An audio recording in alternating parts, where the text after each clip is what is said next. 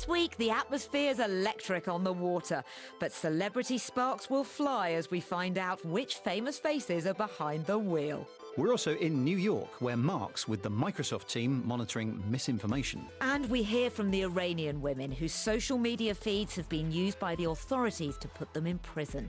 I was accused of propaganda against the Islamic Republic and sentenced to 4 years and 3 months in prison.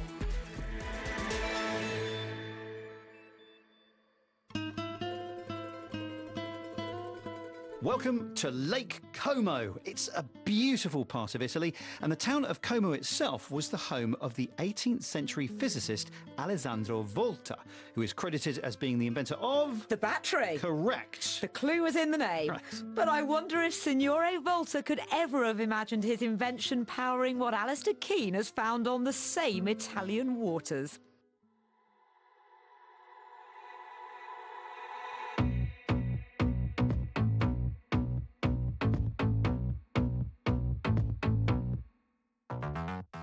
There's a new racecraft in town that's fast and designed to perfection. But this isn't racing on the road or in the air. Although, actually, they look more like sci-fi spacecraft than boats. This is the Racebird. It's been created for the all-new E1 racing series that aims to prove the potential of electric power in the marine industry. We can use our sports platform in order to test and validate this solution and then possibly change the way we will navigate in the future for billions of people. Hey, how you doing? Good, how Nice are to you? meet you. You've just come off the boat. Yep. How was it out there on Lake Como? It was amazing. You know, our team's been working hard. We've been looking at data and we've been trying to do everything we can to be the fastest boat. We are the pioneers of a brand new series. So this is an electric hydrofoil power boat. There's nothing like it. This is the first invention of its type here that we're racing in E1 series. Will Smith is here. He is who owns our team, and we're looking to throw down hopefully some good times to get our first win. All right. Have fun. See you in a few. All right. Yeah, you did hear right. Will Smith owns this team, and he isn't the only celebrity backer. Before the main event tomorrow, first some competition between the team owners. In the red, Hollywood legend Will Smith, and in the orange and purple, tennis champion Rafa Nadal. Copy that. Ready to go.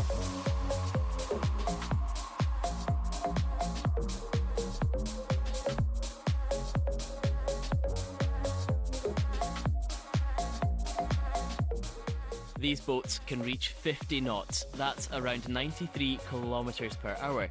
So how do they reach those speeds? The key bit here is getting up on the thin bits of the foil and staying above the water to have the speed. That's right, yeah? Exactly. If you're on the edge of the foil and you're as high as possible, it's less drag in the water, so you're getting the most kph. But you know, there's some techniques that are coming into play as we learn these boats on what's fast. It's really tough to stay on the foil. You'll see us always doing as much as we can to stay on it, but it's not easy. We're very busy in the cockpit. We're doing a lot to make sure to keep the boat happy, but it always wants to stay unhappy, so it's a challenge being a pilot in the Racebird. With the boat back on dry land, there's a question I'm desperate to ask. Can we get in and have a look? Of course, yeah. Brilliant. Yeah, you're right. Thank you. It's tight. Yeah, it is very tight, yeah. Yeah, I think Will Smith had a bit of a hard time getting into it, actually. Can we fire it up? Yeah, of course we can, yeah. We can't go to the full load because we're in the garage, but basically turn the master on, so it just takes a little while to boot up. You'll see the screens just flashing on. When the pilots are out in the water, to get that important lift for the speed, they're actually having to press quite a lot of buttons and do quite a lot at the same time. Yeah, they are. Well, obviously the most important one, which I haven't mentioned at the moment, is this one, which is the boost button. So they're allowed 20 seconds of boost, and then they have to have 40 seconds of rest to cool the battery down. It's just drawing too much power. While they're that lifts them up onto the foils. While they're on the foils, we can then obviously play around with the lift, which is on the left-hand side of the wheel, and also on the left-hand side of the screen, and the trim on the right-hand side. And we're just altering that by a few points, depending on wave conditions or whether we're going into the corner This sport is still in the very early stages. The 9 teams have the same boat, but they're working out how to push the tech and try to get ahead of the competition. You try not to fly the boat out of the water because then there's no grip whatsoever. So you actually need to have it in the water, but as high out the water without the foils cavitating, without air being produced around the foils. You need to keep the flow attached to the foils. So that's the trick. And a lot of this is secret. Yeah, it's stuff that the teams are working on at the moment. We've all got different ideas about it. And yeah, it's something that probably we're all doing exactly the same, but we're not going to tell each other that we're doing it. As the day's practice sessions come to an end, are Westbrook Racing feeling the extra pressure of their owner watching on? We're racers, we're used to this pressure, right? We thrive off of that. So of course there's always pressure no matter what, whenever you get into anything to perform. And so I don't think it's adding any extra, but obviously we want to make him proud and we want to win just as bad as he does. And so we're doing everything we possibly can to make that happen. Doing everything means working late into the night to make sure the boats are in the best condition for tomorrow's races. And you can find out how the teams did when we return for race day later in the programme. Now, 2 years ago this week, Mahsa Amini was arrested in Iran for not wearing her mandatory hijab correctly. She later died in police custody, and her death prompted a wave of protests across the country, bringing the phrase woman, life, freedom to international prominence.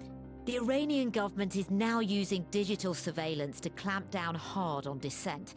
And BBC verifies Reha Kansara has been speaking to some of the Iranians arrested for their social media activity.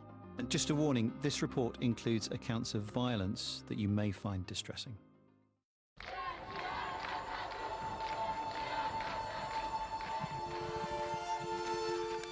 I was accused of propaganda against the Islamic Republic and sentenced to 4 years and 3 months in prison.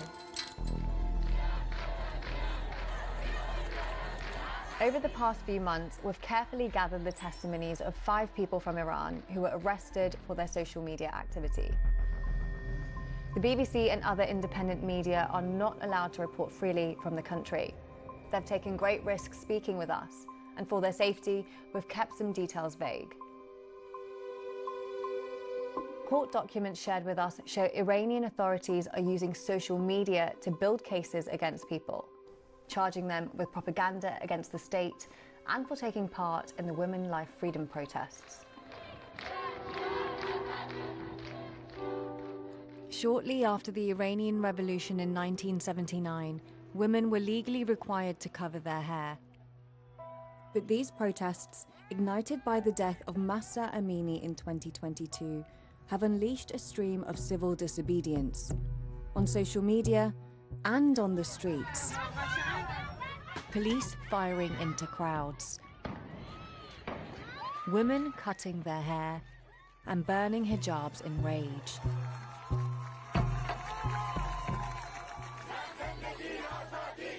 Zan Zindagi Azadi, meaning women life freedom, became the rallying cry for women's rights in Iran. Now the movement's being met with an even harsher clampdown on dissent using state surveillance.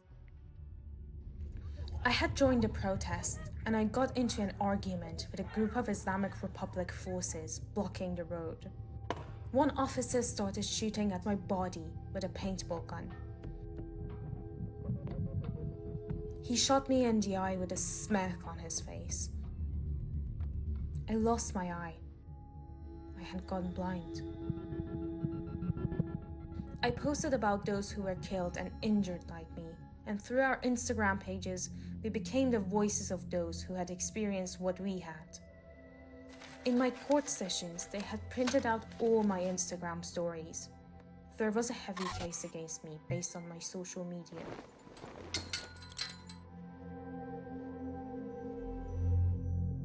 Kossar was sentenced to over 4 years in prison and was banned from using social media and smartphones. Her charges included propaganda against the Islamic Republic. She says she had no choice but to leave the country.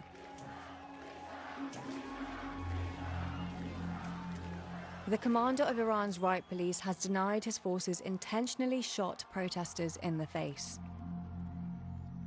Unlike Qasar, 4 of the BBC's sources received suspended prison sentences and remain in Iran. So how is the state spying on its citizens? In the past, it's relied on more traditional methods, like reporting your neighbors to the authorities. But with the advent of the internet, it's become much more pervasive. Within the first few months, we saw upwards of 20,000 protesters arrested. And of course, the majority of these protesters belong to Gen Z. And of course, we know Gen Z are extremely online. Their digital footprints are very wide. And so relying on the content on their social media, their private messages, either when they're incarcerated through detaining their devices or through tracking, the activities of protesters before they're detained, we saw a lot of this kind of surveillance and monitoring. The Islamic Republic has also advanced technologically to tighten its grip on society.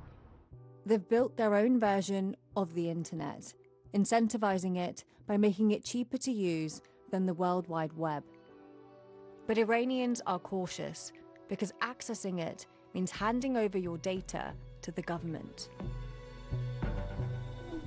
The government has also reportedly used phishing techniques to hack devices and access people's data. They've blocked Western social media platforms like Instagram, WhatsApp, and Telegram because they cannot control them. But Iranians are using VPNs to disguise their location and access these platforms.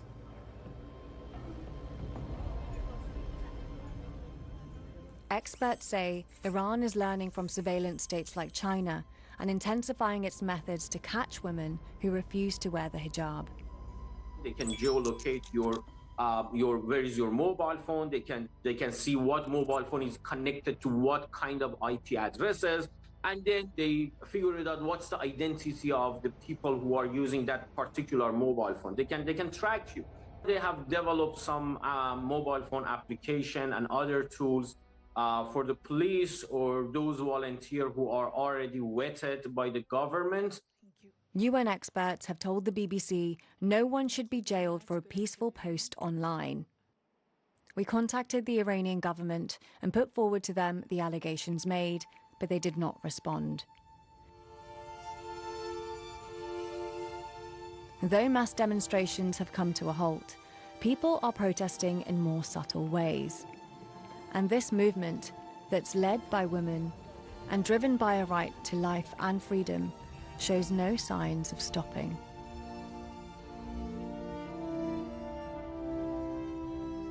I feel a lot of sorrow about it, but I now really cherish this eye injury. It's living proof of a crime against humanity for me.